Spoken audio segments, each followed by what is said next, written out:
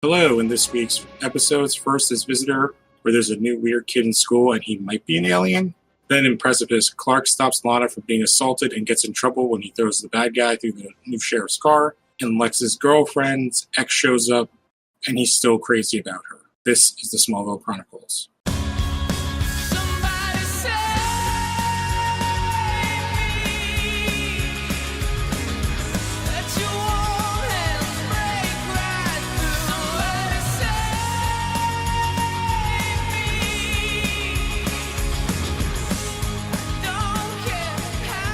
Hello, thank you for joining us again. I'm Luke Gonzalez. Joining me, as always, is Alan Muir.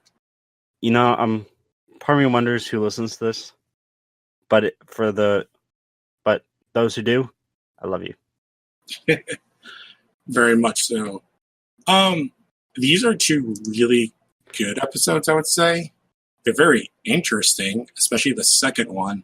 The first one I think is really cool, and I honestly don't have like a ton to talk about because it's really just an A plot. Like, I don't even know. I guess the little B plot is Dr. Helen is going to move in with Lex and there's like a locked door. But the rest of it's just on Cyrus, who's the new kid in school. Yeah, and this heavily plays off the repercussions of the last episode. Yes. Well, actually, both these episodes do. Oh, 100%. I think this is when the show, because this is like towards the very end of the season, when we start to get less and less like Freak of the Week. I believe this is also the first episode where it's referred to as Kryptonite. Because yeah, I think Pete mentions it and Clark's like, it's called Kryptonite. But basically, we start off, we're in the most advanced electronics classroom in all of existence. Yeah. Like, I was watching, I was like, how does Smallville have this giant warehouse of electronics room? Which, if you remember the episode, oh my God, what was the metal shop? The Jonathan Taylor Thomas episode. It's definitely the exact same set. Yeah, but they just, random electronic stuff. Yeah. Like, and they're also like working with stuff that's like pretty dangerous. Dangerous and also like weird. Like, I feel like those are experiments you would do in like middle school, but the teacher would do it so the whole class could see. Like, you wouldn't have individual projects like that. And yeah. I only bring this up because like I took electronics in high school when I was a freshman, and it was the like we basically had like little kits, and you would just like solder them together. They would not let us do much else. But this place is like super advanced. We see this new kid, Cyrus, walk in, and then he's just like, oh, no, he doesn't walk in. He just comes up and starts taking things from different people. He's rude as shit, basically. And then Chloe gives us this backstory. He's a transfer student, blah, blah, blah, blah, and he's weird. He actually kind of caused it himself because he takes the plug from the table, which happens to be all the bullies who start like... And he's like, bro, what are you doing, bro? What the bro? Oh my God, yeah. So Clark intervenes like Clark does.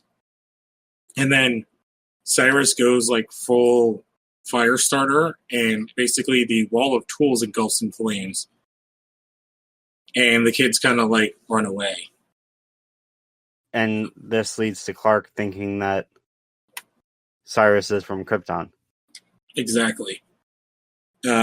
Which I would say from the jump, we do not see like the visualization that they give us for the heat beams. He just looks at the wall and then it lights on fire. Yeah. So this is where we get like, I guess like the C story that ends up tying into everything, where Clark is doing his chores by himself. Lana shows up with Whitney's horse, which I never knew until this, that the horse that she rides was Whitney's. Yeah. Same. Yeah, and basically she's like, oh, Whitney's mom can't afford it, and she's going to sell it, and Clark's like, well, you can keep him here. And she says something about, like, the horse hasn't been doing good, and she brought it to the vet. But basically now there's an excuse for Lana to show up at the barn all the time now, because that's what her horse is. Yeah, and then we get a scene with Clark and Lex were. Clark finds out that Lex offered to have the horse. He boarded at the mansion, yeah. And she said no, and Lex was offered to do it for free. Exactly. It's actually like a kind of offhanded, good kind of not character development, but like story development in the Clark Lana thing, because it's a very throwaway thing. And he's specifically the line. I guess she was just waiting for the right offer. Yes, exactly. Which makes sense of why she just rode up to the farm on the horse, because she knew that Clark would do it. That, and also it's sort of rebuilding their relationship since the red kryptonite, the horrible episode. Yeah, that we dare not speak about. It's like 3 or 4 ago. Yes. I think the next thing we see is Lex is playing pool, and Helen walks in with a copy of the Metropolis Inquisitor with gold-digging Doc Bags billionaire Baldy, which is... which, again, like the reason why...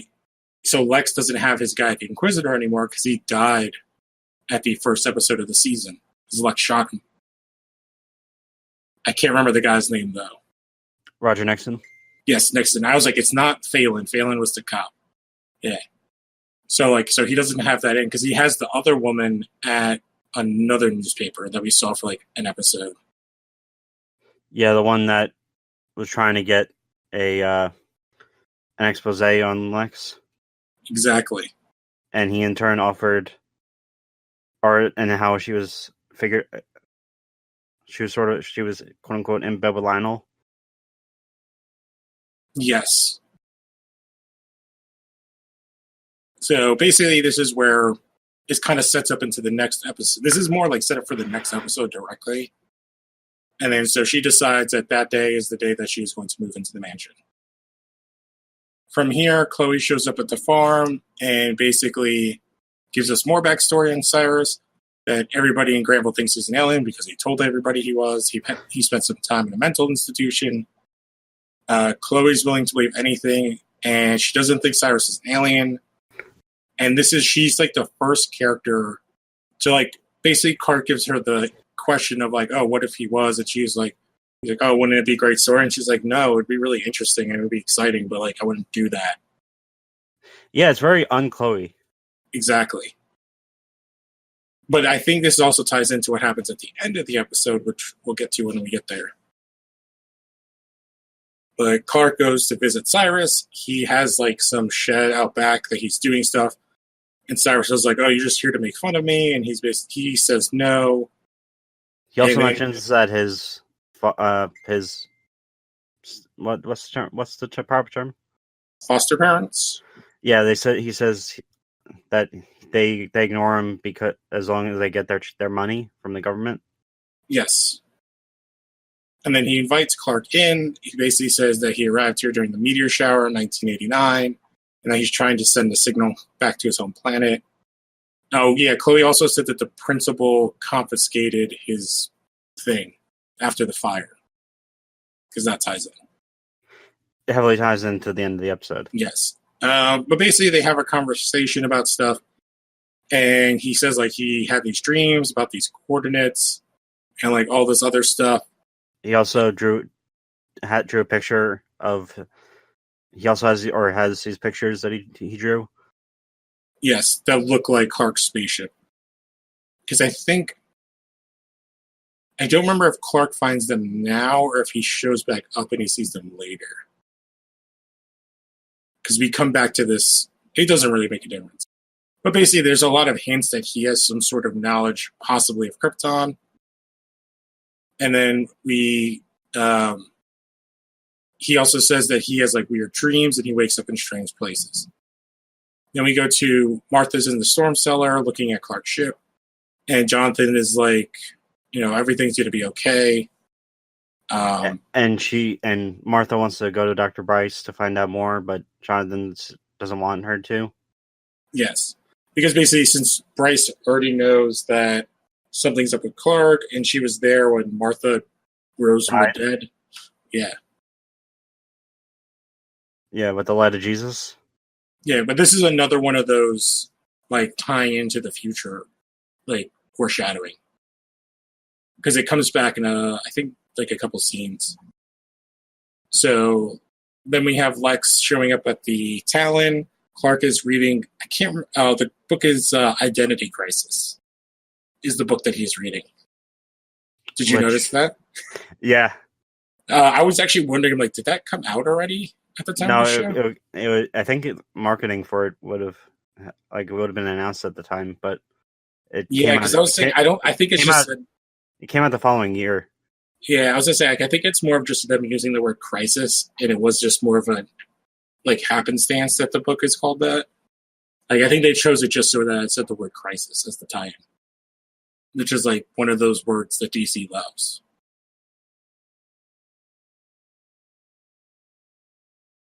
This is where he tells Clark about the Lana thing, and then Clark asks him about, or tells him kind of about the friend, and Lex basically is like, "Oh, you could have said all that stuff about me."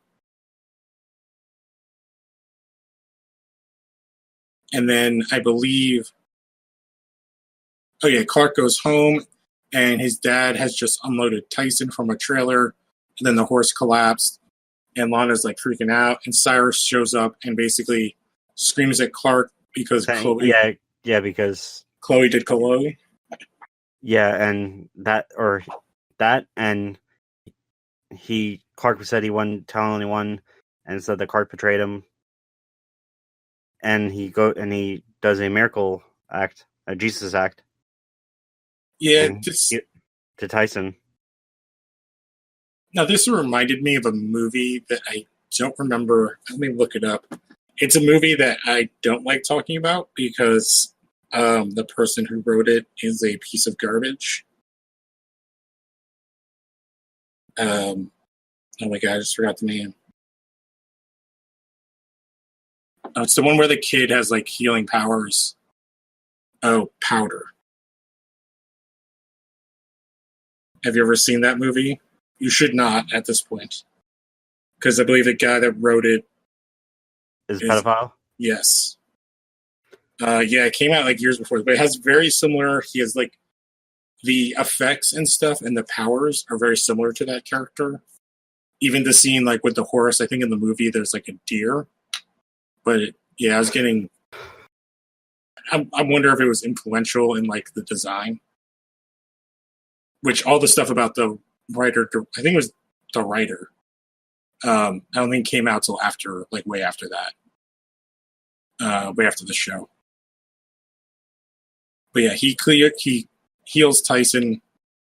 The next day, Clark tells his parents that he thinks that Cyrus is from Krypton, and they're basically like, well, everything that you've said he could have like learned through like looking stuff up, like including the coordinates and stuff like that. Also, they bring up, Jonathan brings up, he doesn't have super strength. He doesn't have super speed. Yeah.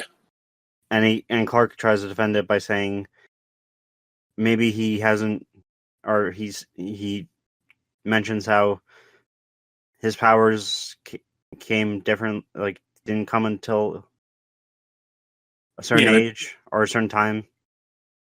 Yeah, he also says we also never met anyone else from the planet, so you don't know if like my powers would be the same in every single person. But yeah, they basically are like, oh, like we definitely don't think it, which is kind of sort of confirmed when Clark goes to school. And Chloe basically tells him that the fire marshals figured out how the fire happened. Yeah, it was magic trick, basically. Yeah. So he had pre-planted magnesium powder with like an electrical fuse and had a trigger in his hand, which Chloe does, and then puts out the fire with like a squirt gun. Or like a squirt bottle.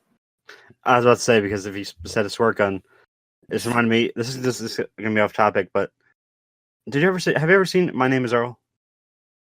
A handful of episodes. Did you ever see the episode that Burt Reynolds was in? No. Okay, so it's just he was perhaps he was like the big guy, like the richest guy in town, and he pretty much had a monopoly over the area. No, so he was kind of like doing his boss hog from when he was in Dukes Hazzard. Yes. Well, no, sort of, but if Boss Hog was a pervert, drug addict, or basically someone who was transported from the 70s to now. No, so it's more like his character from Striptease. Yeah, pretty much. And he had he would pull a gun. He had guns, except one gun was he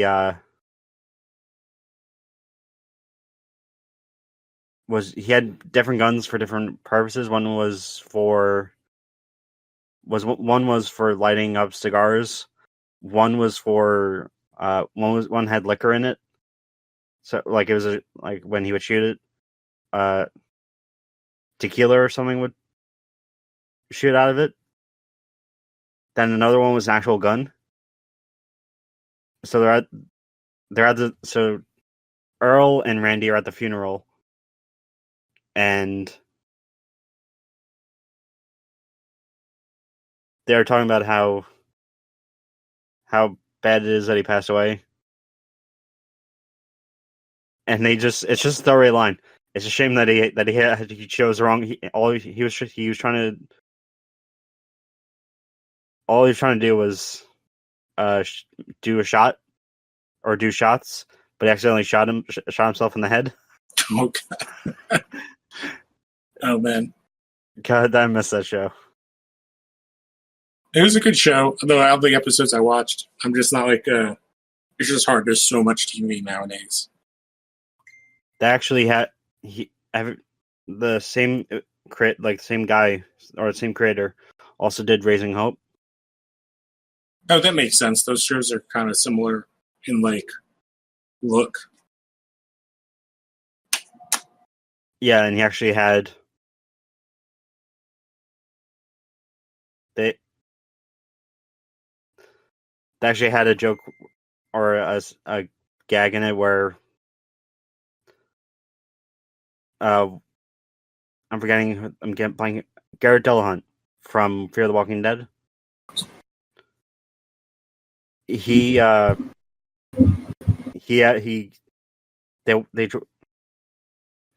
an episode where they go to LA and he asks to a bunch of executives, which one of you is from NBC? And the guy raises his hand, gets kicked in the nuts and said, and Bert goes, "That's for canceling my name is Earl." And the executive says, that was I love that show. I didn't cancel it. That was 4 executives ago. No. God. Oh man. But we can get back to the original Duke Hazard because it kind of ties into the next scene, which is Martha goes to the hospital. She meets with Dr. Bryce. And basically like, I don't want you to tell anybody. And she's like, oh, I won't tell Lex. And she's like, no, I mean Jonathan. Yeah. And they cut away before anything is revealed. Clark goes to visit Cyrus after school and he finds Lex in the shed. Lex wants to meet him too.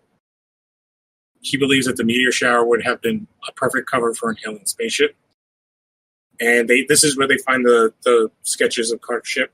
Lex leaves and Cyrus comes out like from hiding and says that Clark tells him he believes him. Cyrus is like, I don't trust that guy. And Cyrus shows him the tower, which I'm guessing this is somewhere deep in the woods. It's like a gigantic tower. Like it looks like it's like 3 to 4 stories tall. Yeah. It's high enough to where someone could die from falling off of it. Yes. And he's only been in Smallville for a couple of weeks. And I think they said before he was using Granville. Yeah. Which was something I meant to look up to see if that was like a city anybody else is from. But I guess this must be somewhere in between for him to have built this, because he couldn't have built it in a couple of weeks. This is like a gigantic structure. But basically shows him that and tells him that, I believe this is like when we get the information where, on a day coming up or tonight that this is the only time he has to be there for the signal, and then his parents are going to come and pick him up. But he needs the transmitter back from the principal. Yeah, so he goes back to we cut to him leaving the school, and two cars with, you guessed it, the bullies show up, and I think did Clark go with him, or did Clark just show up? No, they were together.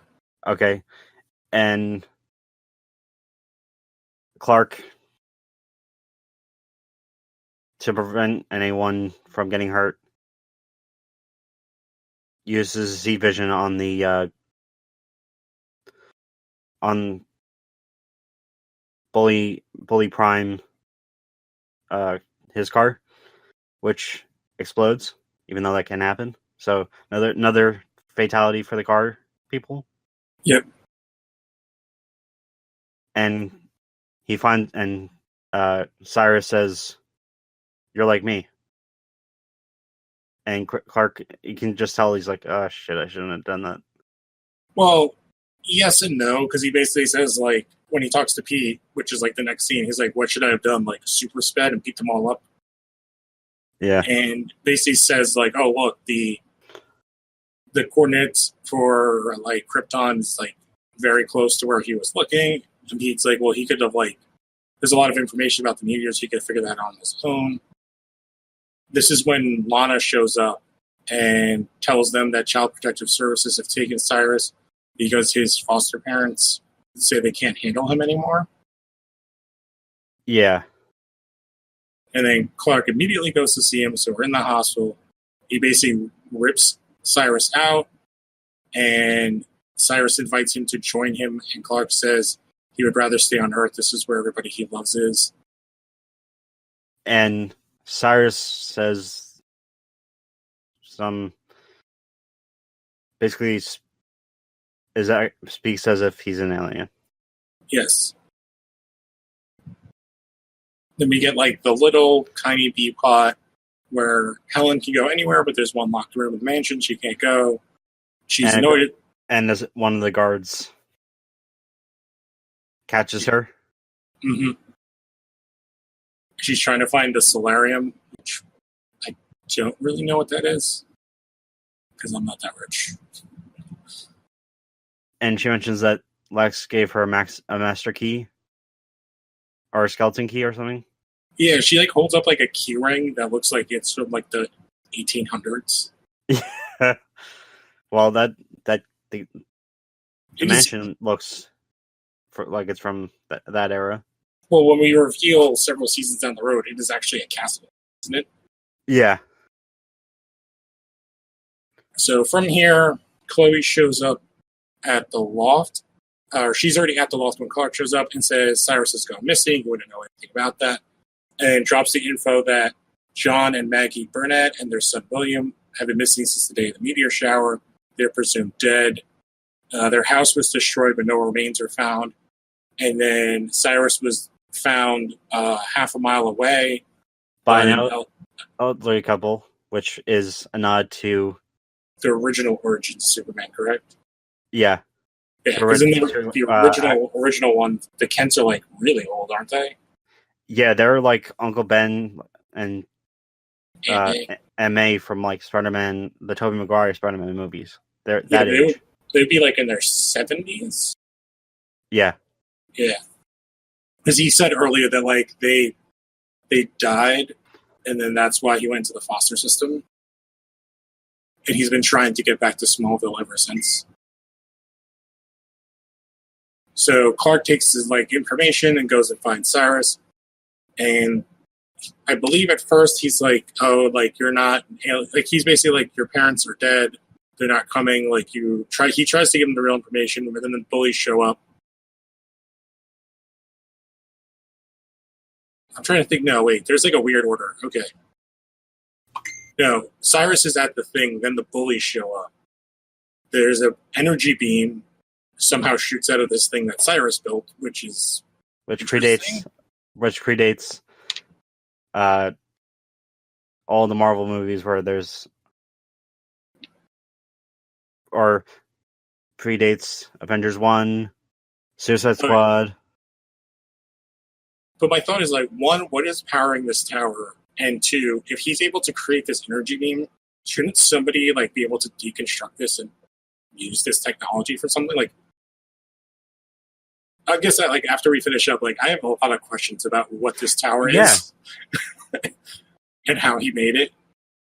But the bullies hook up, like, he's up in the tower in some like weird spot, like in the upper middle. But he's not at the top. He's in like he broke into thirds. He's in like not the middle, but kind of above the middle. I don't know. Yeah. And they hook up a chain to the truck. The lead bully is in front of the truck while the other ones are in the truck and they're trying to pull it down. Clark shows up. He starts pulling it the other way. And indirectly kills someone. Yeah, the chain snaps. And when it snapped, I was like, oh, like if that happens, like someone should be like cut in half or something because like there's so much tension. I was like, oh, that one kid should be like destroyed because he's right next to it. Because in tons of movies, if you see like a wire like that come down, like someone gets cut in half. Like I always think of the third Die Hard with a Vengeance. I actually think when I think of something like that, it immediately makes me think about Ghost Ship. Oh, okay. The opening scene where the wire that gore fest in the beginning.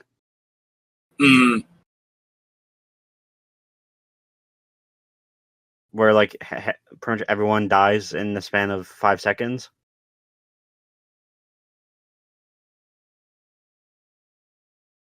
Why don't they remake that for once? Why don't they remake movies that failed? Yeah, I guess because they failed. They do it sometimes. So, Clark runs out. The Big Bang Theory's been on for 12 fucking years. Well, it's over now, isn't it? It's still going. I thought they finished it already. Because this is the last season.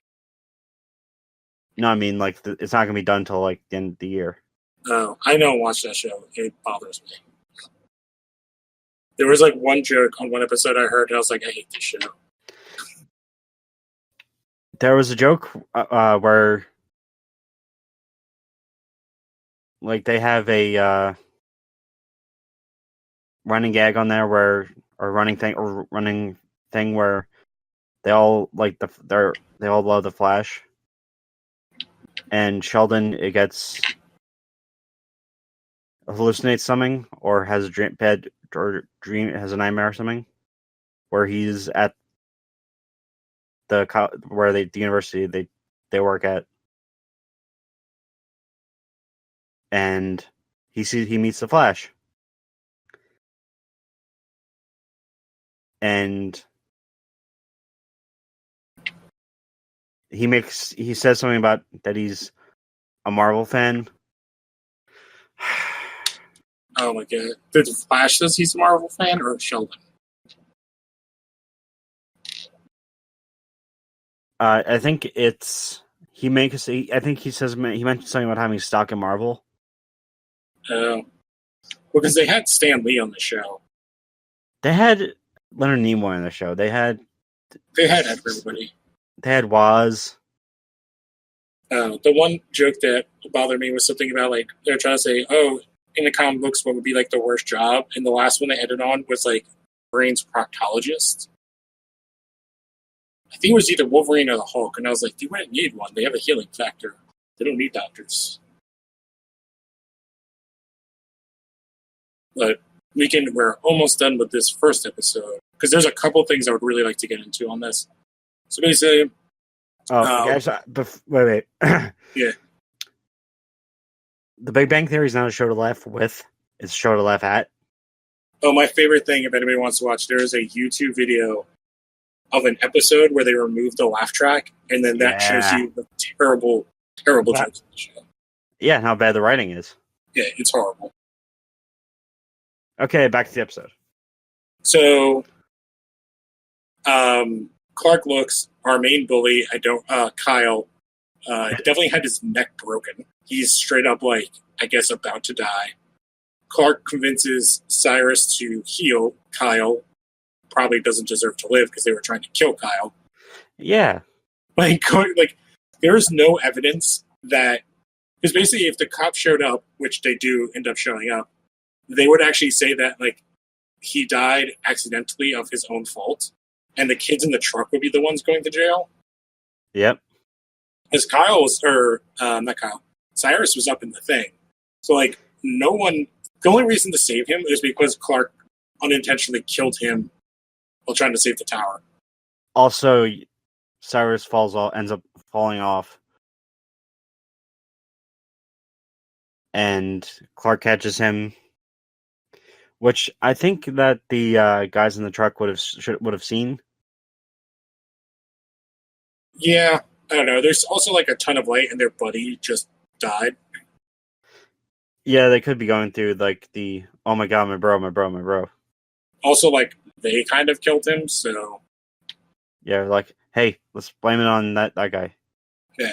So Clark convinces Cyrus to heal him. He heals him, and then basically it's like you hear a neck, you see his neck, or his he sort of turtles. Yeah, his like neck unbreaks. It's really weird. It makes no sense. Like that. Oh my god. Nah. And then Kyle basically looks up because there's like this light that's been shining down, and you think it's a spaceship. And he basically has like a mental breakdown in that moment, and just like literally like Clark is holding him, and he just kind of like, I missed my chance, and it's just gone. Like he just lays down. Yeah, and then you end up the sound ends up clearing up, and you hear propeller blades. Yeah, it's a police chopper. Yeah, asking or saying that help is on the way. Yeah, because there was a gigantic beam of light shooting in the sky. Yeah. So the next day, Clark's parents are trying to console him. Basically, everybody believes that Cyrus is virtually brain dead. Like, I don't know, like he just had like a psychotic break where his mind is destroyed. So Clark made this kid save a bully, and in doing so, basically killed an innocent kid. Yeah. Like, if you think about what happened, so Clark trying to save him accidentally kills the bully, then forces the kid to leave what he was doing, which I guess he might have had this happen anyway, because when like aliens don't show up to pick him up, he might have had a mental break. But because Clark basically guilts him into healing his tormentor and absolving Clark of murder, or at least like kind of manslaughter, causes that kid to basically mentally die.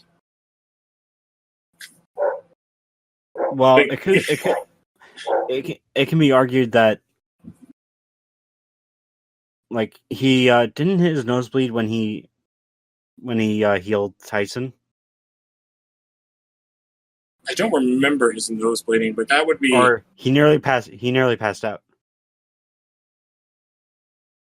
And it can be argued that his powers wiped him out from saving. Yeah, but still, then Clark basically has him kill himself to save like a horrible person who Clark was involved in that guy's death. It's the only point I'm making. So like, it's like a very convenient and like narrative-wise horrible way to like resolve the issues of the episode of somebody else knowing Clark's secret, and also having somebody around that has like super healing powers. Yeah. It reminds me of the joke, or the joke, the bit that Patton Oswalt did. What if Jesus joined the X-Men, and he's like, and he just they end up saying, "Hey, just just join the Avengers, man." They, they'll let anyone in. They got a guy with a bow and arrow. That's true for like most super teams. We have like 2 more scenes in this first episode, so I'm gonna go to the last scene first. So basically, Lana shows up at the loft, similar to Clark saying this stuff to Chloe. Clark does the same thing to Lana about like the alien thing. And she said that she would be a little freaked out, but would she blame her? But the other part before this, I think, is real interesting. Especially, I have a list of what's in the room. So Lex lets Helen into the locked room, which is She mentioned something that will probably have that. While it won't have ramification, we won't see it. It has to happen. She said that whatever Cyrus did to Tyson was temporary. So does this mean that the bully's neck is going to eventually just go back to broken? Oh, I thought she said like he was like a cult again, that it wasn't temporary. I don't remember. I'd have to rewatch it with the captions on.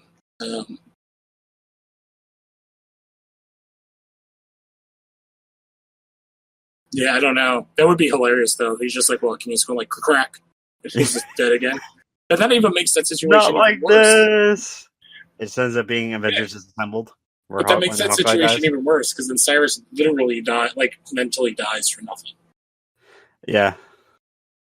Oh man. But so Lex shows Helen the room, and she's like, with the Porsche. The Porsche, and there's a bunch of stuff, and she goes, "Oh, there's a lot of stuff about the Kents."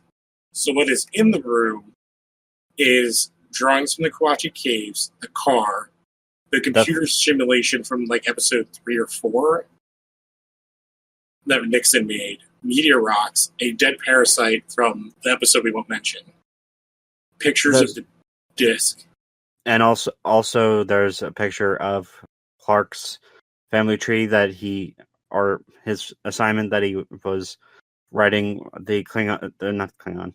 I fucking think it's Star Trek guy that got Star Trek on the brain. Kryptonian. The Kryptonian symbols.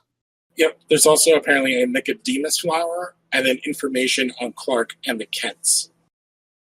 Yeah, and he says, when Dr. Price says there seems to be a lot of stuff in here about the Kents, and Lex just answers, but they're an interesting family. Yeah, it's definitely like the most foreshadowing part of the episode. I think this would have been a better thing to end the episode on than the other part, which is why I wanted to talk about them in rows. And I don't really have much else to say on this episode except for like, I don't understand the tower. Like the tower thing is like the most narrative-wise makes no sense of how and why. And like, what does it actually do? Because it does shoot off a beam of energy. Like, when the amount of energy it would take to do that would shut the whole town down. So, like, what did he build? Yeah, and a giant flashlight? Because, like, like, what is it? And they just like brushed off. Like, when it like I feel like I was like, oh, this would be like if I was writing, it's like should come at the end of the episode and like look at it and be like, all right, I want you like all my best men to go over this and see what the hell this thing is. Yeah, and see how we can benefit from it. Yeah, turn it into a goddamn weapon of some sort. But yeah, I don't know. It was a good episode, like to deal with like following the last ones to kind of see where Clark is at mentally, and there's a lot of foreshadowing involved. But it was a pretty good episode, I would say. It's like I would give this a B.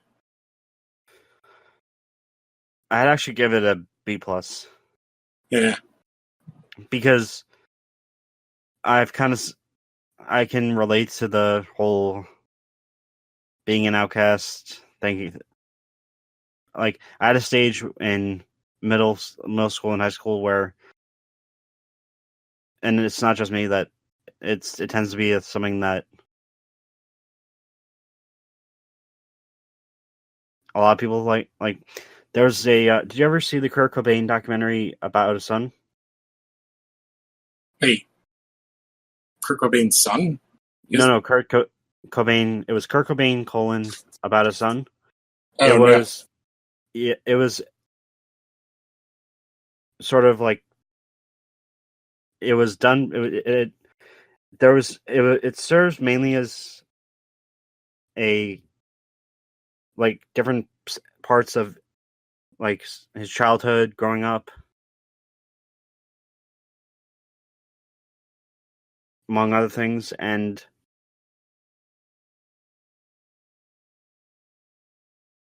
I'll send you a link to what I'm trying to get at after. All right. After this, but there's a scene or there's a part in like in like where he says like it's technically it's mainly just you don't see Kurt Cobain at all. You just see it's one of those things where they needed visuals, so they just shot in across like different areas in like from Aberdeen, and they used audio interview stuff that was never used. And he mentions that for a while he thought that he wished that he was from another planet, or they felt like he was from another planet, and he wished that his real parents would come and find him, take him home. It's pretty interesting.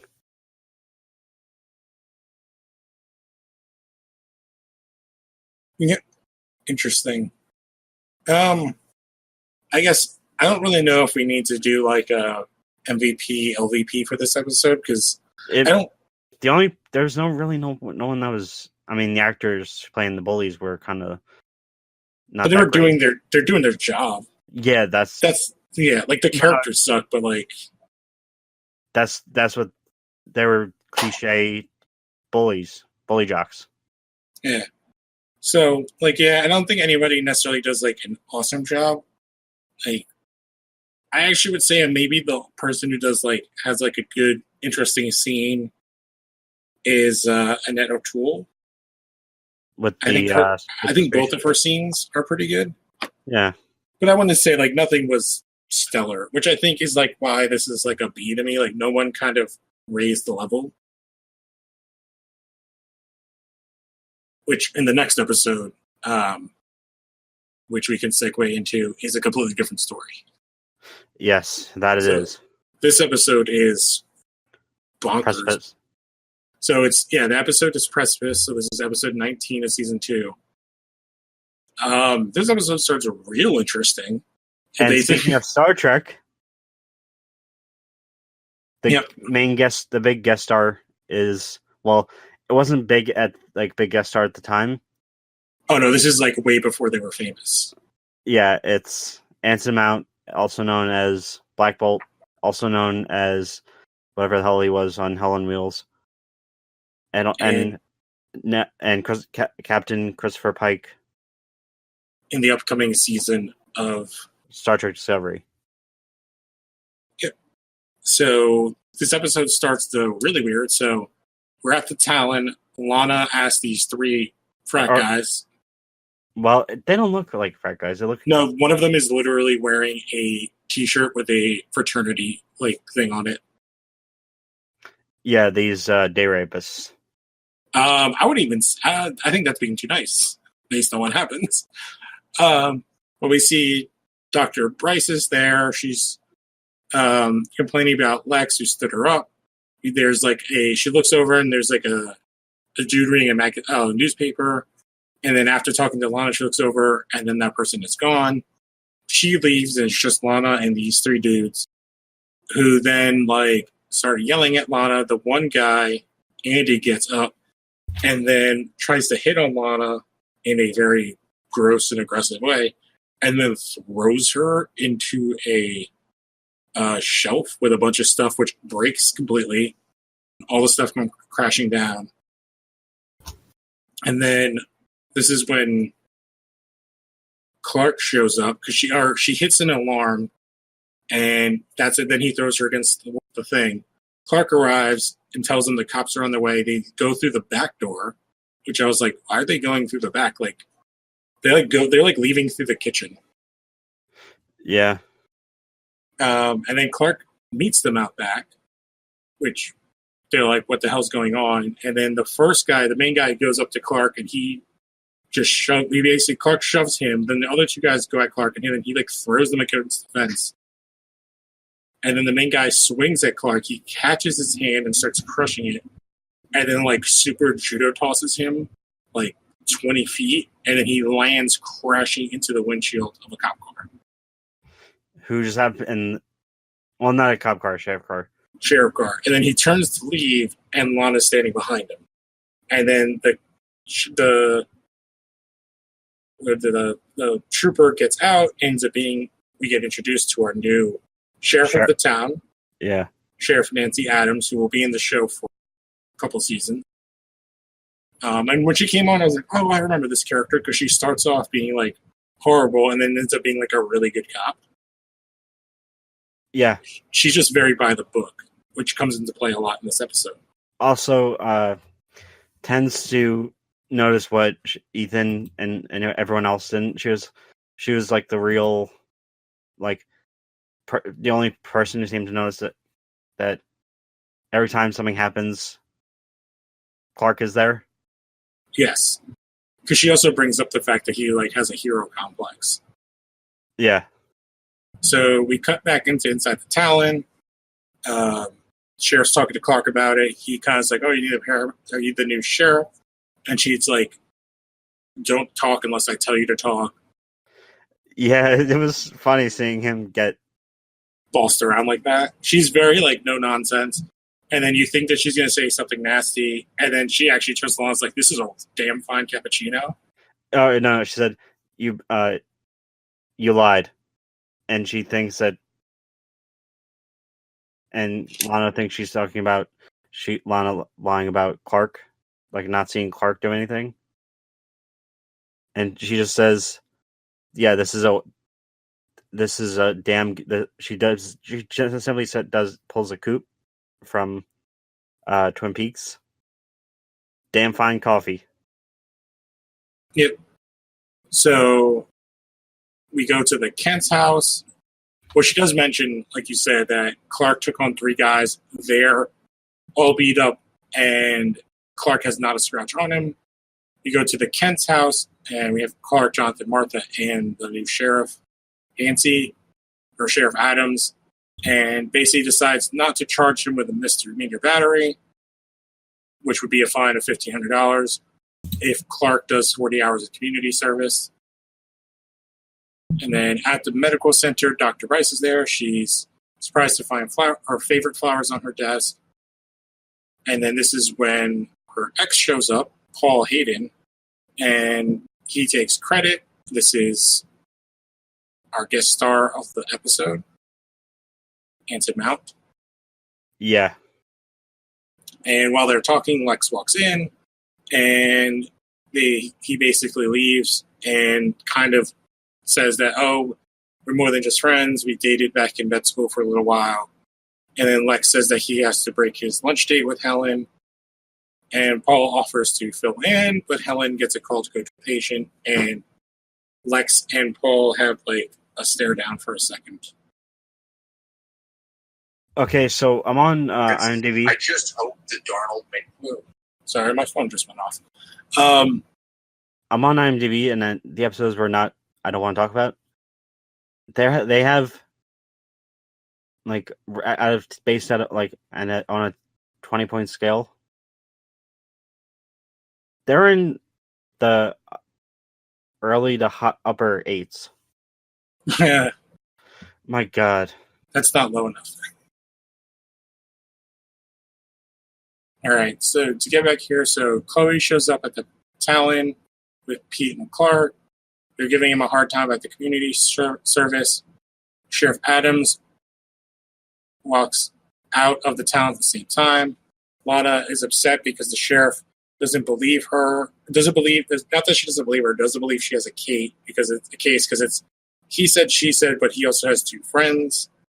And then Lana asked Clark how he was able to stop three guys, and Clark's basically like they were drunk, and he was highly motivated. And Lana's really upset, but she says like she's not upset. She's upset about what happened, more upset that if Clark didn't show up, she doesn't know what would have happened, and she couldn't defend herself. And then we cut to later on, Lex goes to say hello to her, and she drops a dish because she's surprised. And Lex gives her like a kind of pep talk, or not pep talk, like a kind of like how he was like picked on at school, and he learned to fight from his driver, which comes into play in the dumbest way at the end of this episode. Yeah. So the Kents receive a notice that the douchey guy is going to sue them for $1 million. Yep, because there's like the guy has a severe neck injury. Claiming that he'll never be able to work again. Yeah, a bunch of ridiculous stuff that happens all the time in these type of lawsuits. Yeah, like to quote Suburban Commando starring Hulk Hogan. Yes. What are you gonna do? Are you gonna fight me? What are you talking about? This is the 90s. We're gonna sue you. So we cut to medical center at night. Dr. Bryce has finished her day, but her car won't start. It's a dark parking lot. She calls Lex. He says he's on his way from the Talon. This is when Paul shows up looking for his cell phone to offer her a ride home. Lex shows up and accuses Paul of stalking Helen and suspects he tampered with the car, because I think he says something to him like she put like sugar in her gas tank or something. And so then we follow Paul back to his hotel, and then we see Meacham, Lex's henchman, call Lex and say he's back at the hotel, and then we cut inside to and he says he's talking to Helen as if she's there, and then just headbutts the glass mirror, like hard as hell. Like he smashes his head into it, and you see the blood drips, or the blood, all the many bloodlines going down. And yeah, the mirror. Yeah, and then you see his face, and he said that Lex did it.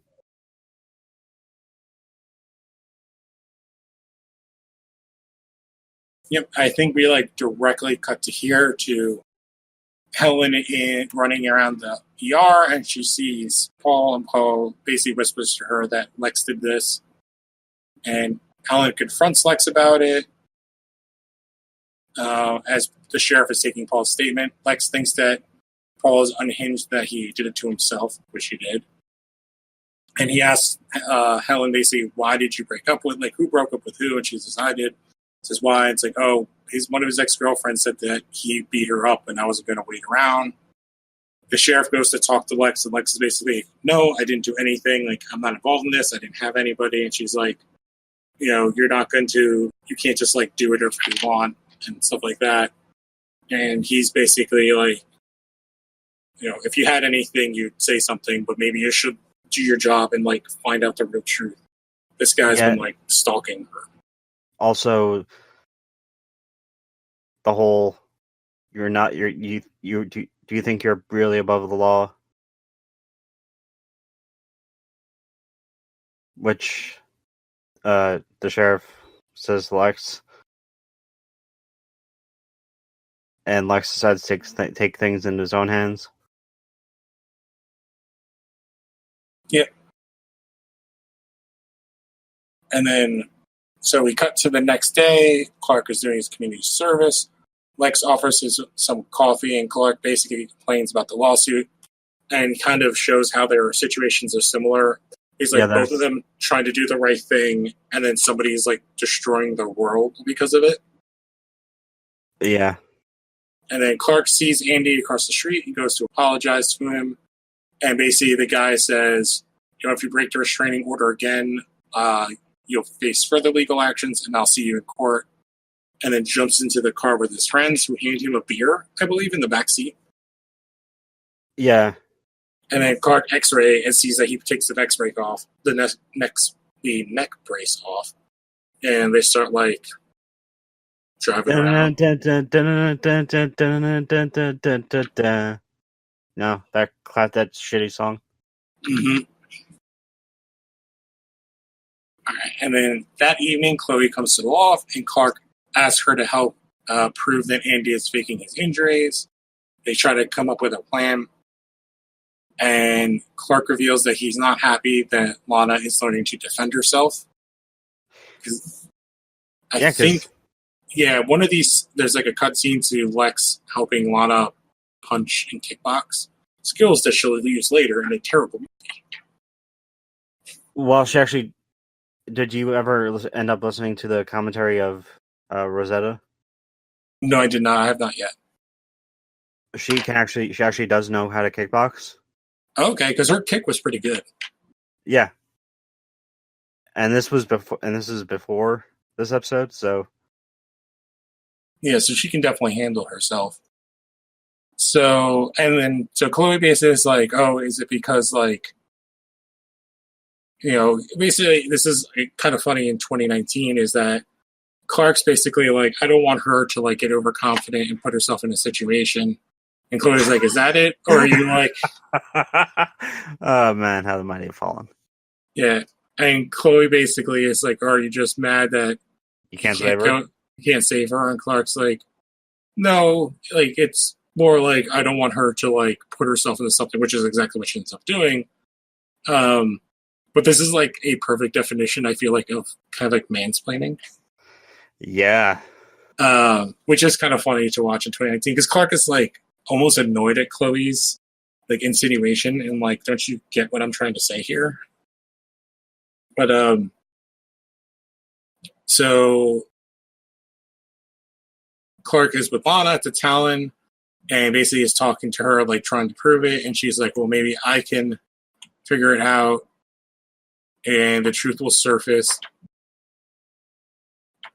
without getting, like, Clark and Andy, like, Clark to get in more trouble. The next thing we go to is the kind of, like, horror movie trope, I believe. So this is when, like, the hospital is super dark, Helen goes into a room looking for a doctor, and Paul is in there. And basically it's like, I love you, take me back. And he tries to kiss her. She tries to run away. He blocks the exit. Her phone rings. Paul lets her answer it. It's Lex. And she basically, in the least subtle way possible, kind of tells him something's wrong where she is. Paul guesses that she was talking to Lex and then beats the crap out of her. Yeah, and she's left bloody, which is... That was bold. She's like really, like, because they basically say that she's like fighting for her life. Yeah. So there's like a possible rape scene in the beginning of this episode, and then a man beating a woman almost to death. Okay, I have to see who wrote this episode. It is Clint Carpenter. I have no idea who that is. Yeah. I can click his name. So this is the only episode he wrote. He wrote a bunch of the comics for the show. Like the season 11 comics. Oh, man. Now I don't want to read them. He wrote issues 1 through 8. Or like co-wrote, because there's like multiple people. I'm not saying, but like, they're not... I do think they're interesting takes, and they're interesting ideas for like the characters to deal with, because it sets up for both Clark and Lex these kind of situations of like, one, what happens if you take this stuff into your own hands? Two, for especially Lana, like, how do you recover from this like thing? It is interesting, like, how they handle it. I don't think it's handled terribly. It's just weird that both things happen in the same episode to two different female characters. So, when Lex shows up, he sees like bloody footprints. followed by a doctor and a nurse. He finds Helen conscious, but the doctor acts quickly, even though he tells the nurse, like, get somebody down here stat, and she, like, hesitates, and then he, like, yells at her again. And I was actually wondering if that was, like, an accidental, like, the nurse, if the character was supposed to do it on the first time and the actress didn't do it. Because it's so weird that, like, she doesn't react at first. But they take her to surgery. Clark arrives to ask about the doctor, and then he sees Lex zoom out the parking lot, and Sheriff Adams basically tells him not to get involved, but he overhears her saying that they're trying to get a warrant into Hayden's motel room. Paul's motel room. I missed one part. Before Sheriff Adams apologizes to Lex for, like, the whole situation, says that they are trying to apprehend him and that he shouldn't get involved in the investigation. And Lex is curious about the whole situation, and he also cannot reach his guy. Clark super speeds to the motel, uses his X-ray vision, and sees Lex climbing through the window and confronts him inside. Now, from here, they are looking around the room. We see the broken mirror.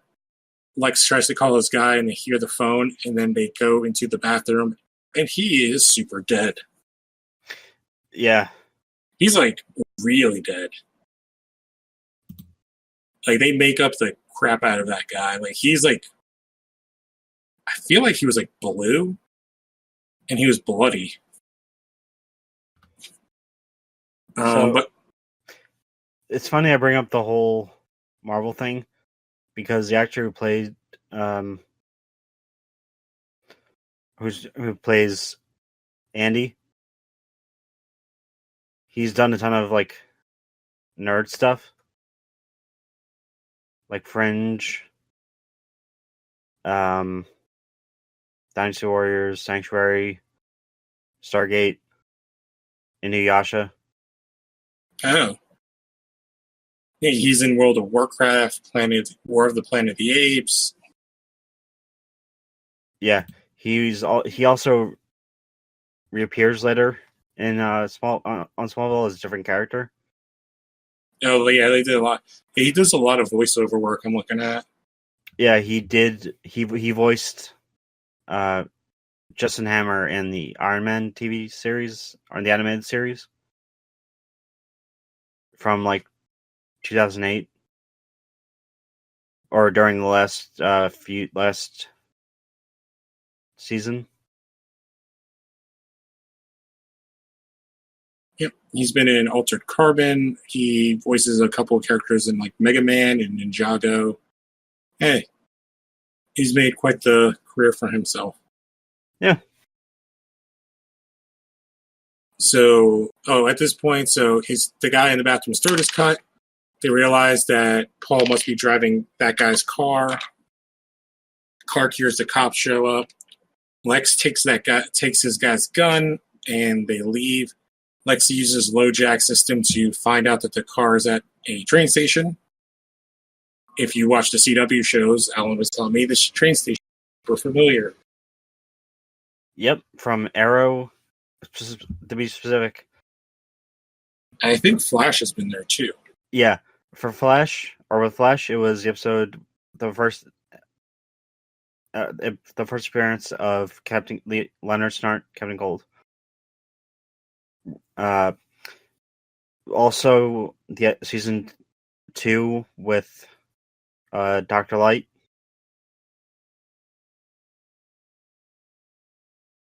Also, season 2 with when I believe when him and Patty Spivot break up. Also, season 1 with Felicity. And on Arrow, it was in the Brave and the Bold episode, or crossover with Flash during season 1. Yeah, it's kind of like the steps that are used all the time that are in Vancouver. Yeah. The trains may have changed,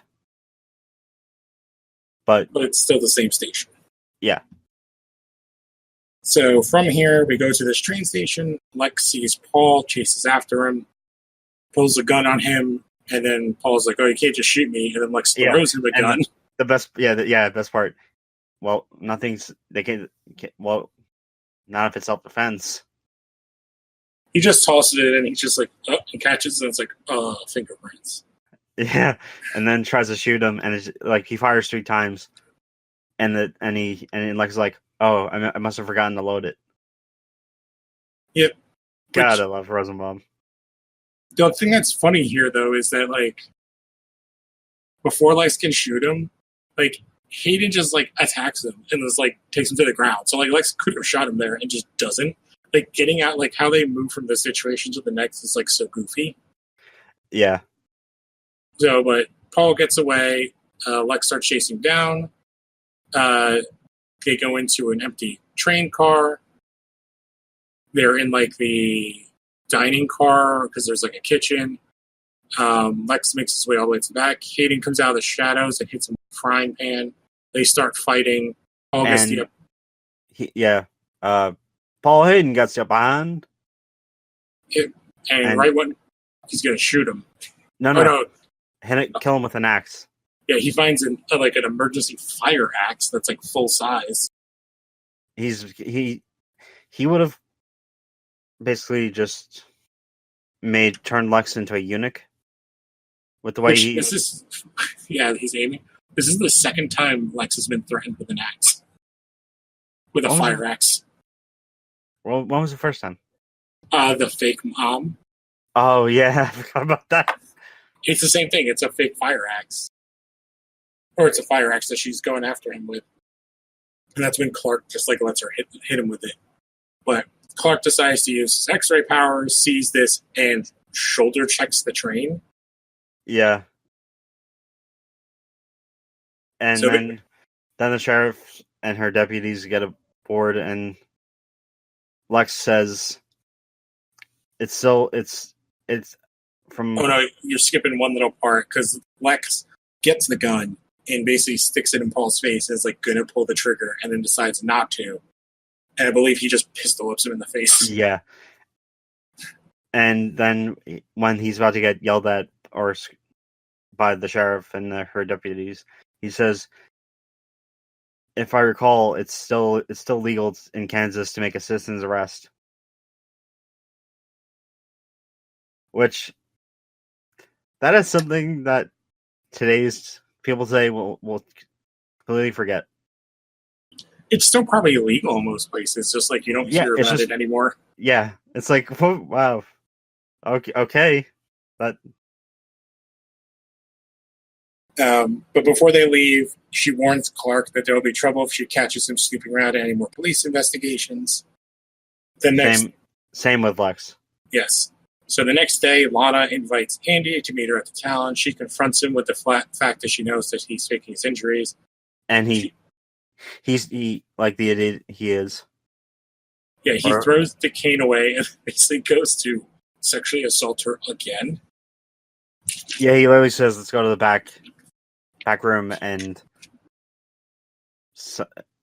insert perversion here." Yeah. He's basically like, "I know what you want, like you just can't say it." And then Lana beats the crap out of him. She punches him and does a pretty sweet what's the correct term? Cross kick? She roundhouse kicks. Oh, roundhouse kick. Yeah, like right in the gut. Yeah, and he goes down. He doesn't just go down. He falls. He falls backwards. He is kicked into the air and falls and breaks the table. Yeah, and basically, so he drops the lawsuit on the condition that she won't tell anybody that he got his ass kicked by a girl. Yeah, which is so dumb. Yeah, it's very juvenile. That's worth $1 million. I don't know. It's still really dumb. Alana comes to the loft, tells Clark that he could have sued her too and made more money. Yeah. Alana basically tells Clark that she got him to drop the lawsuit, and that the sheriff told her that she has one hell of a kick. Or that's what the sheriff told Clark. And Clark thanks her and explains that she was just returning the favor.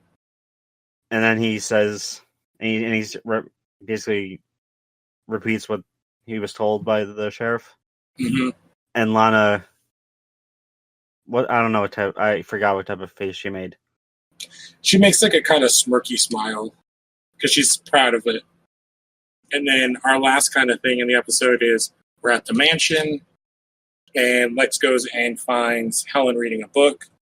And she's like, "Oh, I thought you had a board meeting." He says he canceled it for personal reasons. And tells... This is the big moment. Yeah, he tells her like he wanted to kill Paul, but he didn't. It wasn't because Clark stopped him. It was because he knew that she wouldn't want him to do it.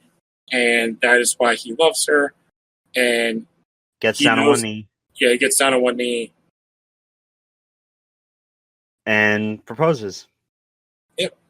And then she answers him with a kiss.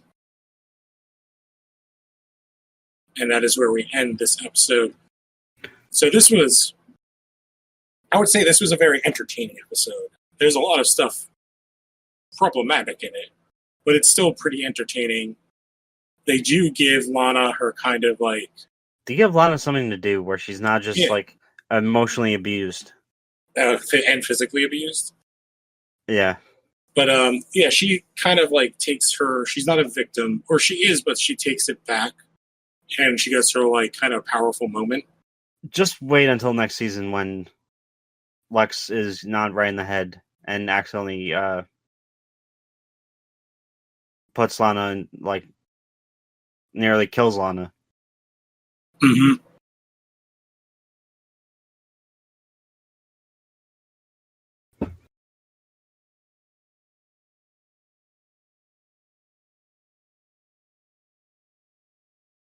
So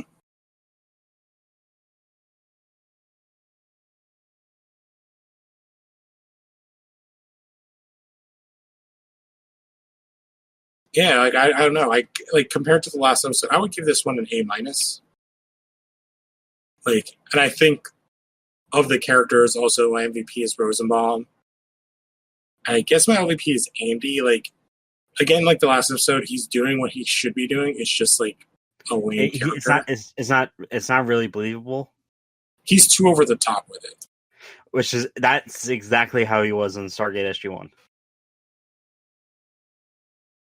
So, like, yeah, I would say, so he's my LVP, Rosenbaum's my MVP. I'd give this episode a solid A-. He's definitely, I would say Andy's I would say he's giving like a solid 6 on the, oh my god, I just lost his name. On the Coach Walt scale? Yes. I was trying to think of the actor. The Dan Lauria scale? Yeah, the Dan Lauria scale. Yeah, he's given like a solid 6. He's not full crazy, but he's just too over the top. Yeah. So did you have anything different in your MVP, LVP? What would you grade this episode? My MVP was actually, shockingly, the sheriff. Because... Oh, I actually don't mind that. I think she's awesome in this. Yeah, she ends up being on the show from from 2003 to 2008. Yeah, she's in like 20-something episodes. 23, I believe. Yeah, something like that. So and she went on to do others. She's done a lot she's definitely like a character actress. And she feels like her character feels real. Where before it was with the Freak of the Week or the Meteor Freaks. It felt like, or it felt cartoony at times. Yeah, it felt like the Superman comics from like the Silver Age. Yeah. Yeah, like it definitely felt like, because she even says like, oh, like this Boys Town thing is over. Because in like a lot of the episodes, like it's mentioned multiple times how Jonathan and the previous sheriff were buddies. Like they went to school together. Yeah. So I do think that's what it adds an interesting element to this town, and Clark doing stuff is like, oh, this is the first episode where Clark realizes he literally just like can't go doing whatever he wants. There are actual consequences. Because which is something that Jonathan actually does say to him. Yeah, he's like, you just can't go around like punching people. Like, but if I had to give it a score, like a letter grade, A, solid A.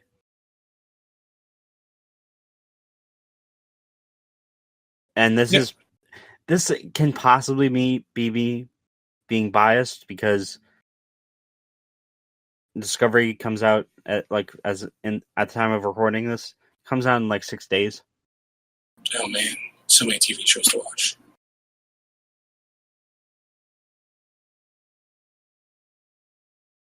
So, hey, it could be a hell of a lot worse. Yep. Well, we have 4 more episodes of the show for the season, so only 2 more episodes of season 2 for us to talk, like, of us talking to our podcast.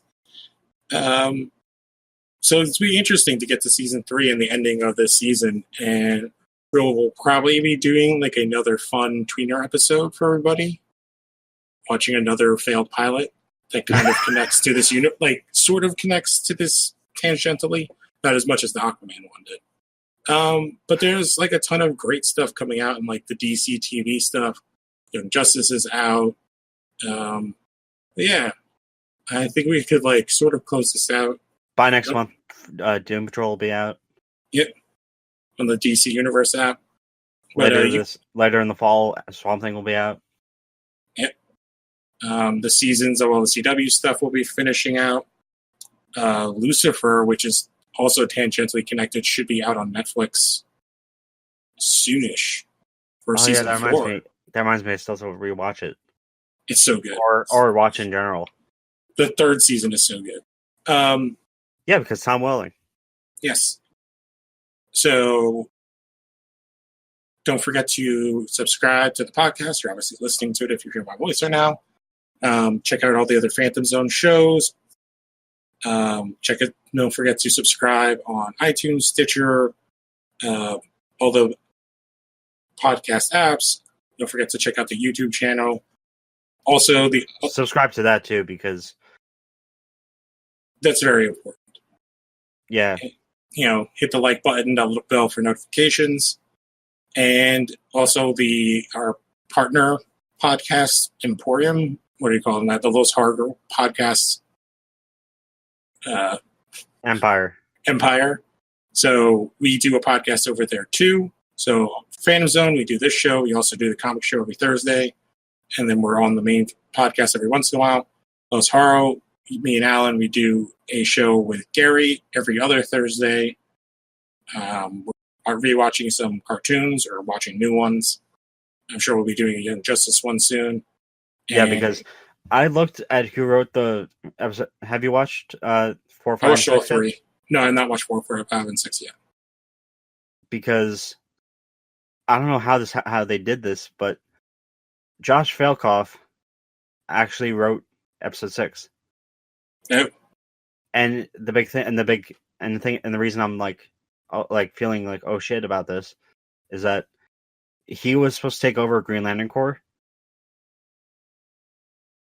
The book or that cartoon? Or the movie? No, he was supposed to. I'm talking about Green Lantern Corps after Pete Tomasi left the book in like 2012, 2013. He wanted to kill off Jon Stewart. Oh, hell no. It's my second favorite Green Lantern. Well, it would have been a very impactful type of thing. It would have been crazy impactful. But DC or either Didio, Jim Lee, or Bob Harris just outright vetoed the idea. And it was around the time that he left, James Robinson left, Gail Simone left, which if I remember, are also J.H. Williams and